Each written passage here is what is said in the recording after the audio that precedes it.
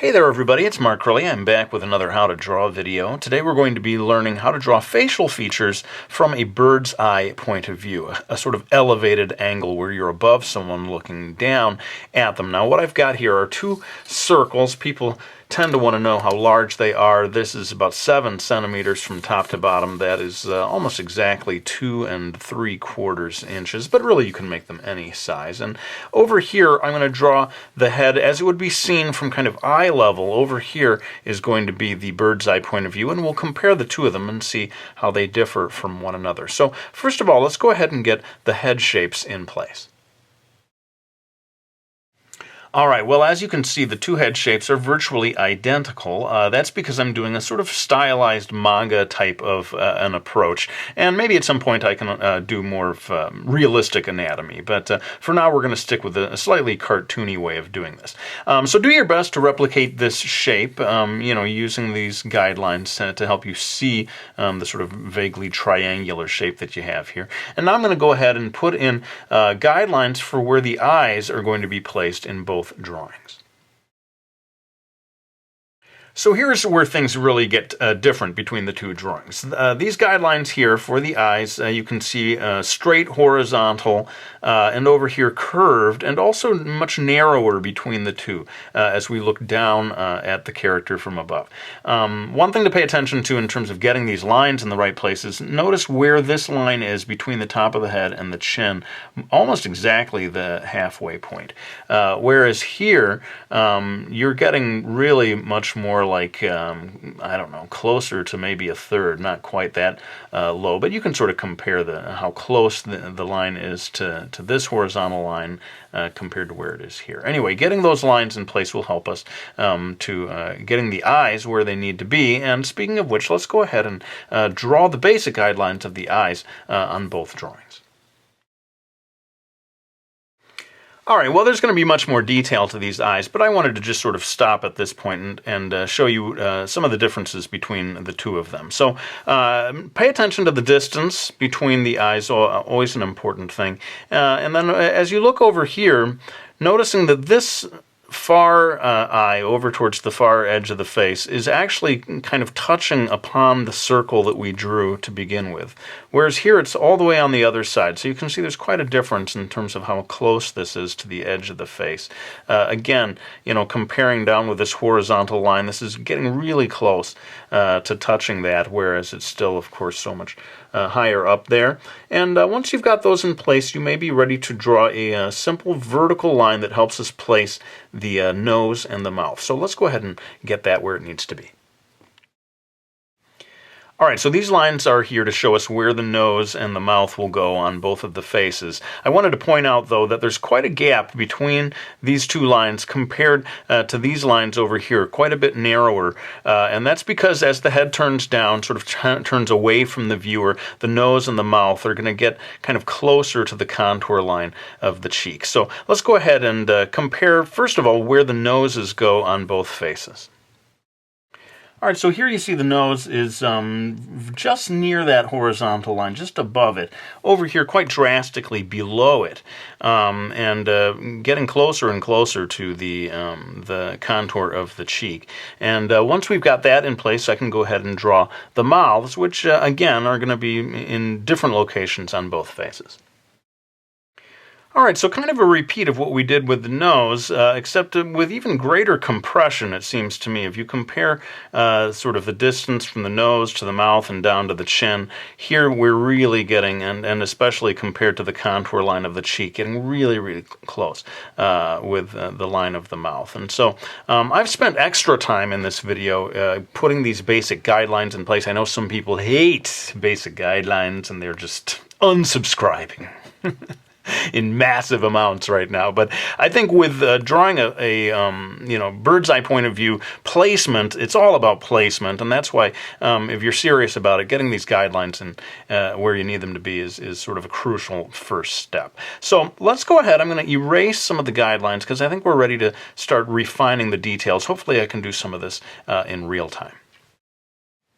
So I've erased the guidelines and I've zoomed in a bit so that we can see the details a little better, but I still want to have both faces in frame at the same time so that we can compare the differences between them. In any case, I'm going to start in real time here, refining these eyes a little bit, and I just want to point out at this stage that I don't necessarily want or intend for people to follow along and draw this exact same character that I'm drawing here. This is more meant to be a series of principles, sort of proportional guidelines that you could apply to any character, ideally a character of your own creation, so that when you have to draw that character in a bird's eye point of view, you could use these, maybe you draw the eyes differently than I do.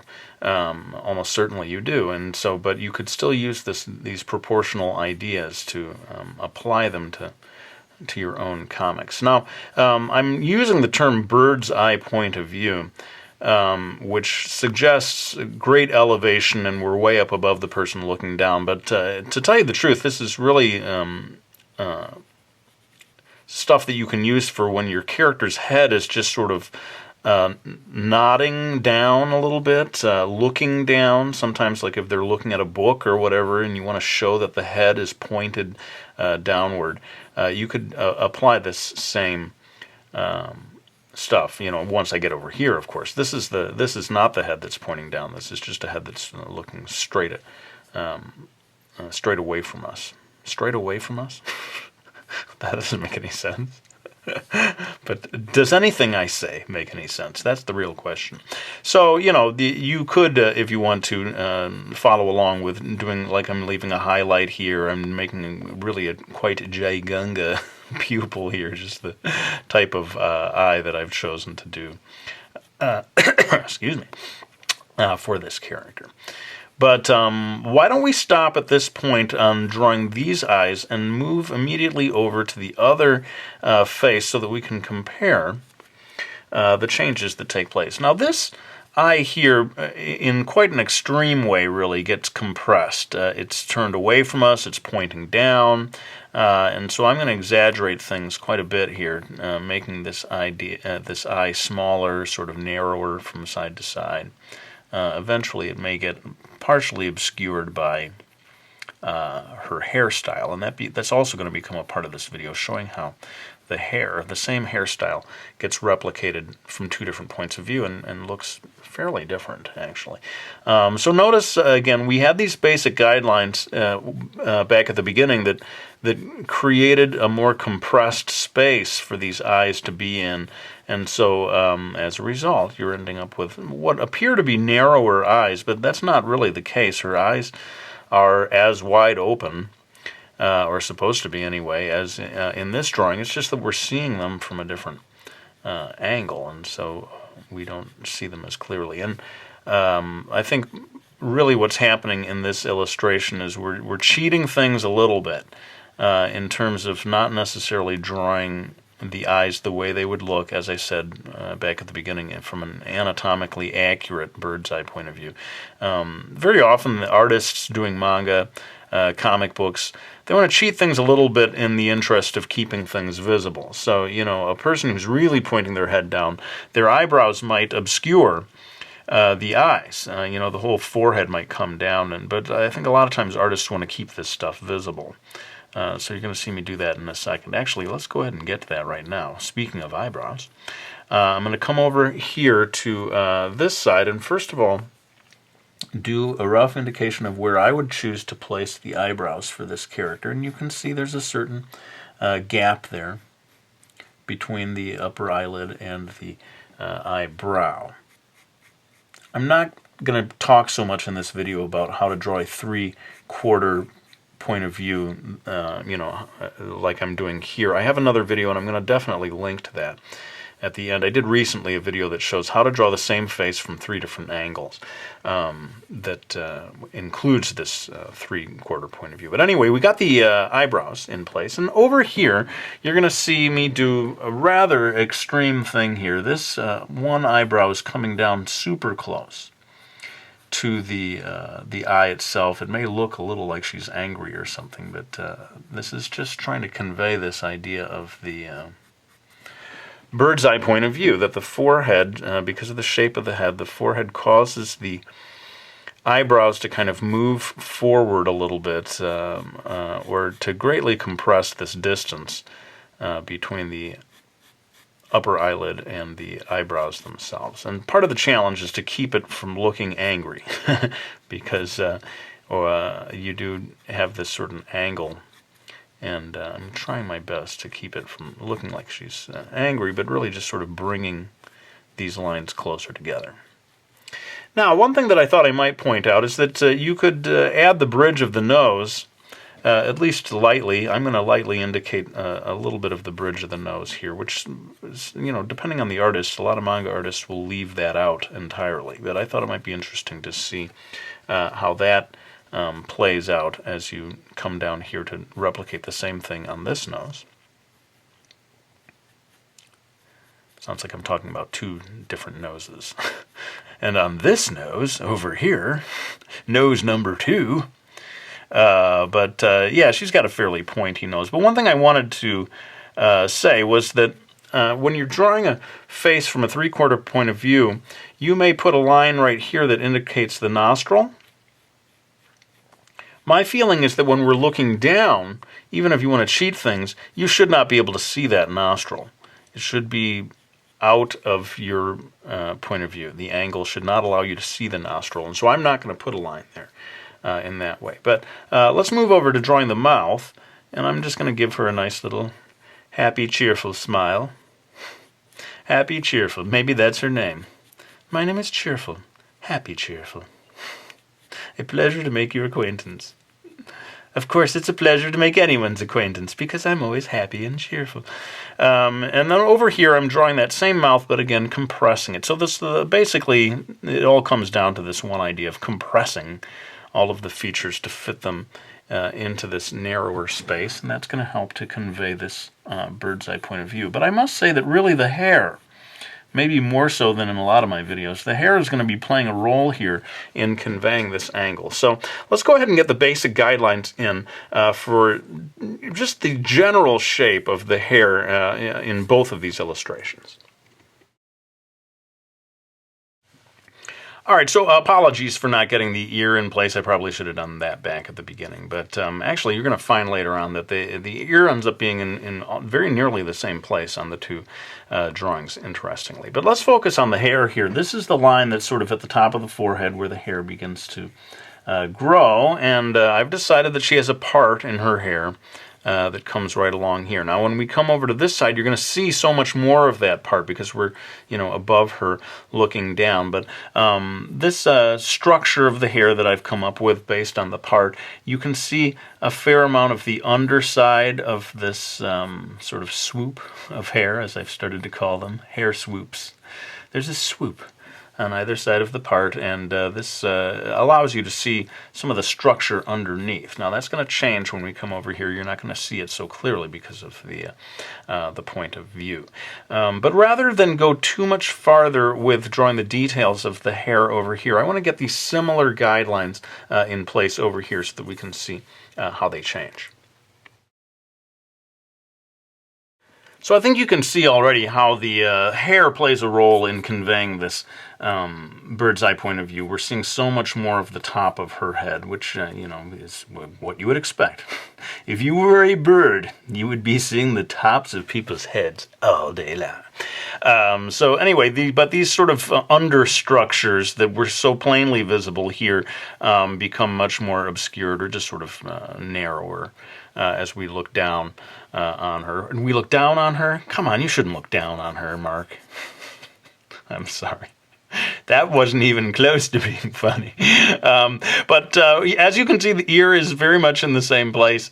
And before I get on to doing the details of the hair, which again, I'm not focusing too much on teaching people how to draw this particular character, I want to draw the neck and the shoulders because that also comes to play a rather prominent role in conveying this bird's eye point of view. So let's go ahead and get the basic guidelines in for the neck and the shoulders.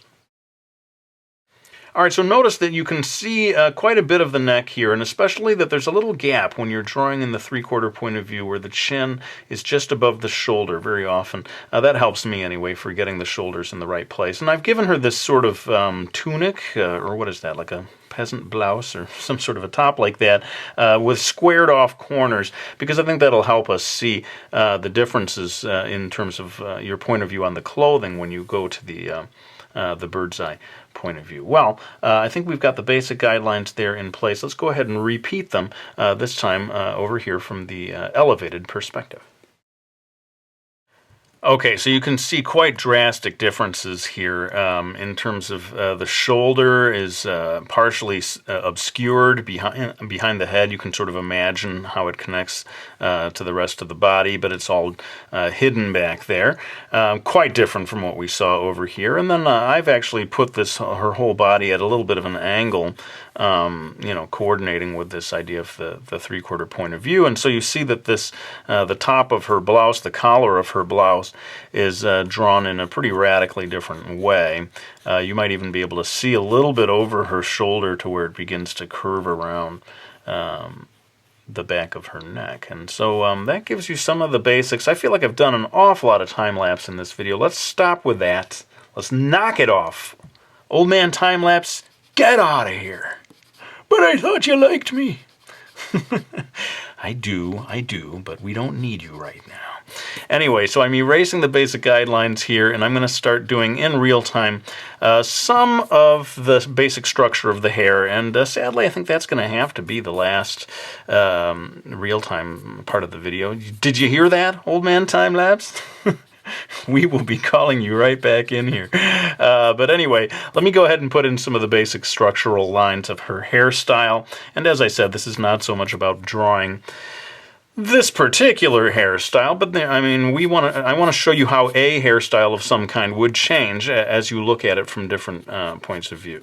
Particularly this bird's eye point of view. And so I've decided to give her this kind of, these two, it's almost like a bird-like shape to her hair swoops, the patented Mercury hair swoops, or like a letter M. Either call it a bird-like shape or a letter M-like shape, whichever you prefer. But notice some of the landmarks, I guess I would call them, of where the hair comes to a stop as I draw it from this angle, because it's going to be in quite a different location on the other drawing. And if you've paid attention to, well, this one's coming down here near the eye, and this one's coming just past the eye, these things can help you as you move over to trying to draw your character from this bird's eye point of view. How many times have I said the word bird's eye point of view? The bird's eye POV, the BEPOV. Maybe that's what I should call it. The BEPOV. Actually, I think it's better just to keep saying bird's eye point of view. Anyway, I'm actually going to obscure her ear, partially obscure the details of her ear, which the good news about that is I don't have to draw the ear. Maybe I should just completely cover it up. But I've decided to have it sort of peeking through there just a little bit. I'm going to quickly dash in a few lines here indicating the farthest reaches of the strands of hair, and maybe just hint at a little visible bits of hair back there. And I'm afraid that's going to have to be where it stops in terms of drawing the details of the hair over here. But I want to also in real time come over here and show you how this changes when we draw. Hang on, I'm just going to do this, I'm going to erase this in time-lapse because that's definitely a waste of time. Hang on.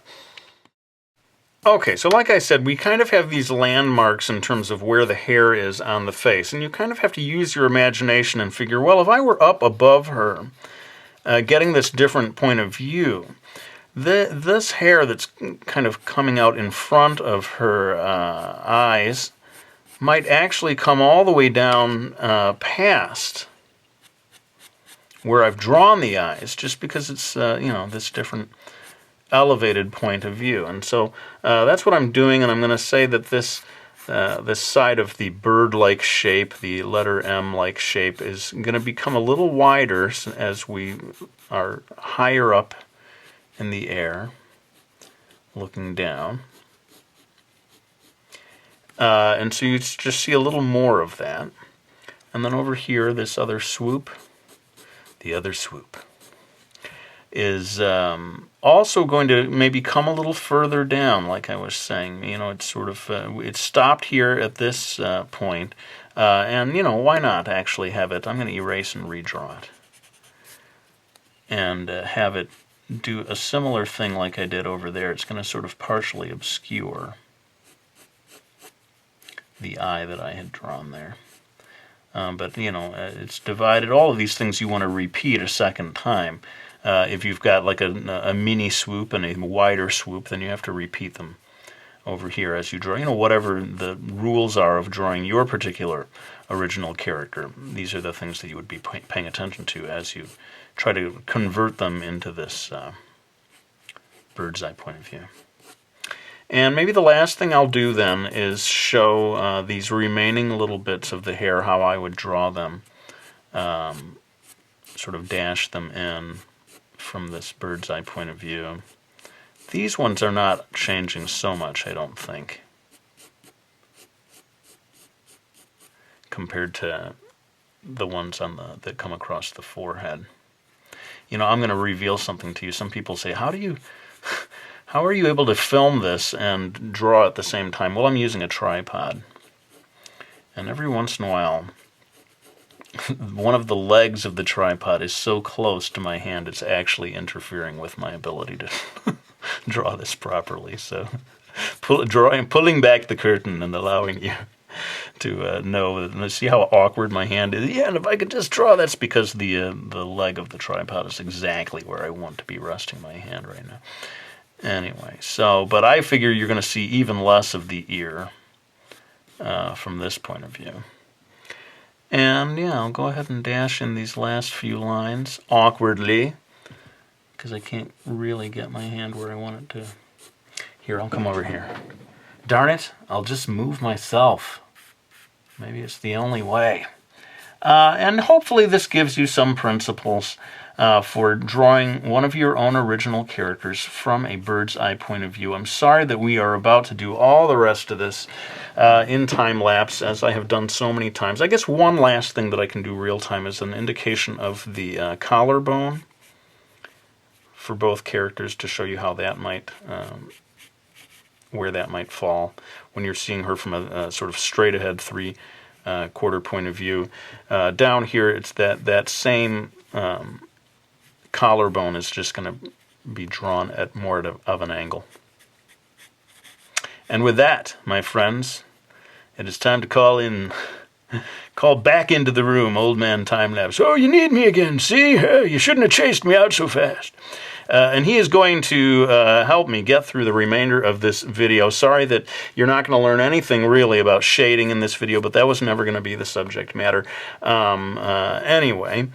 But I am going to link at the end of the video to one earlier vid that I did that really focuses exclusively on shading techniques. So hopefully that'll make up for it a little bit. But let's go ahead and kick it into a prolonged bout of time-lapse and finish off both of these drawings.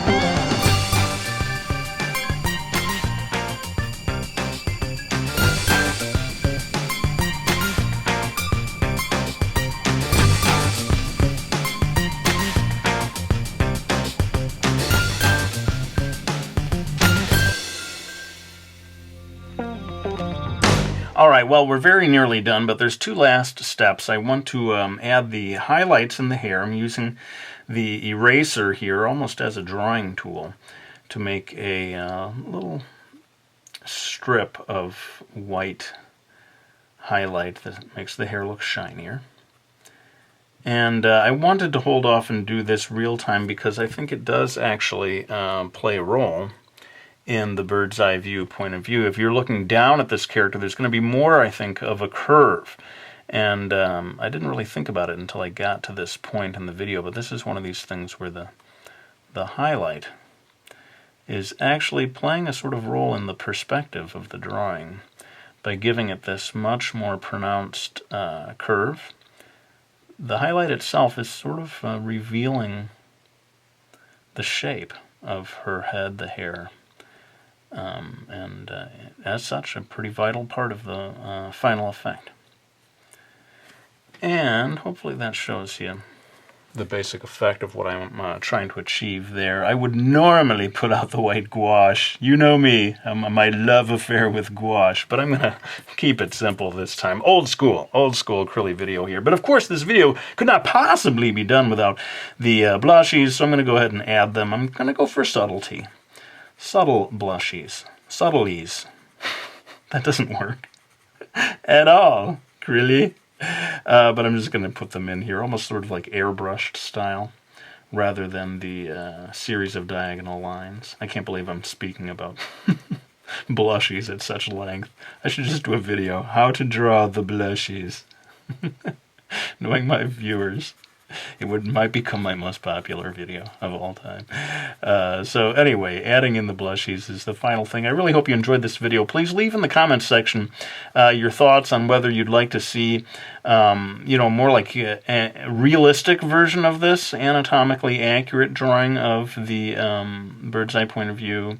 Would you like to see a boy's version in which a boy is the main character? Would you like to see indeed the worm's eye point of view? I think I'll almost certainly do one of those eventually that shows the opposite, looking up at someone from below. But let me go ahead and grab the books and we can wind this video down.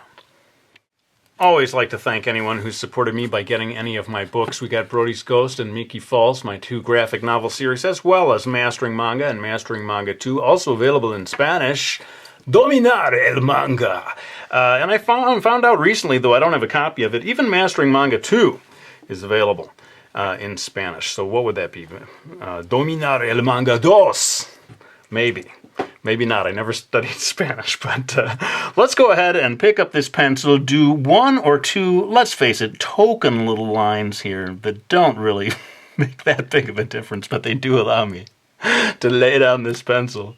And thank you once again for watching this video. I hope you enjoyed it, and I'll be back with another one real soon.